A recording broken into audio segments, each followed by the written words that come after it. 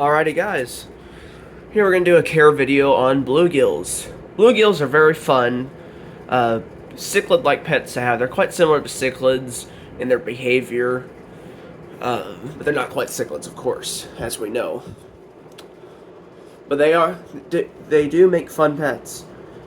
A minimum tank size you're going to want 55 gallons for one of these. 55 to 75 gallons would be best for these guys, because they do get up to about a foot long. So preferably around 75 gallons more like. But this guy is not nearly close to being full grown, and they usually only get to 8 to 9 inches at their most. These guys can tolerate a good range of pH between 6.5 to 8.5, preferably around 7.5 neutral, as we know. But they are quite hardy fish.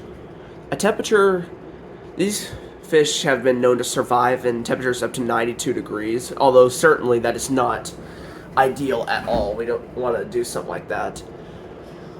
Due to them being from cooler water, keep them around 65 to 78 degrees. They can be in tropical temperatures. They can probably be up to around 80. The temperature is around 80 right now.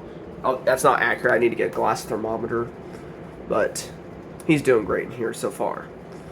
So around 60 to 80 degrees is a temperature they can live in. Tank mates for these guys, I would say if you have a large enough tank, maybe goldfish would work. Not fancy, they'd probably attack, but they'd probably even attack normal goldfish if you don't have a big enough tank, because these guys are quite territorial fish. So is that guy. These two have been getting along quite well. He doesn't like it when he comes over there. He'll kind of like swim towards him and let him know, hey, you're in my territory. But he's established his territory on this side. The log is his place of residing. Good food to feed these guys. This has been a great food for my Oscar. I recommend this. He likes this too.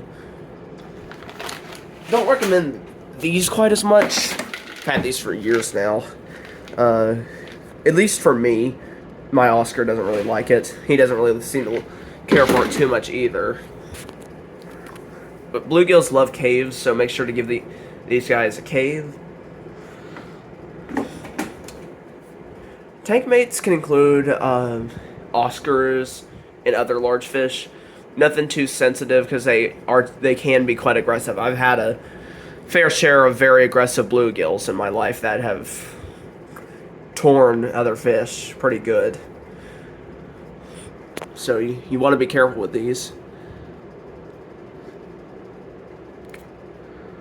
Water hardness can vary.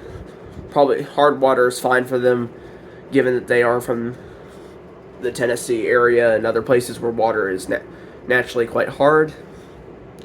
Tank decor around this is fine. A couple hiding spots.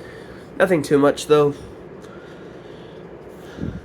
I wouldn't keep anything that can fit in their mouths. They are opportunistic feeders, as we know. If you're wondering why he has damage around his mouth there, he was hooked pretty good. Because we got this on a fishing trip, and I really wanted to pet bluegill. I missed having them from the old days. But yeah, he seems actually quite happy in this tank. And the Oscar doesn't seem to mind him too much, which is good, because I was afraid they were going to fight pretty badly when I put him in this tank. But hopefully around Christmas, these two are going to have a 125 tank to reside in. Possibly more if we're lucky. So, life will turn out pretty good for these. Anything else that I need to cover on this fish? I believe I've done everything. I suppose arowanas could also be a good tank mate if you have a large enough tank. Although I haven't seen them done, I would assume that they would be a good tank mate. Bass can be a good tank mate, but I would only recommend a full-size bluegill with a full-size bass, because as we know, bass like to eat on bluegill that are smaller, because they're bass, you know. Catfish is good. I don't know about a red-tailed cat, because they get pretty big and could possibly eat them, but like Pictus catfish, channel cats maybe, or a full-size bluegill, that kind of stuff. And pluckos, obviously. Pluckos are a good tank mate for these guys. So yeah, that's about it. I thank you all for watching, and I hope you all have a great day.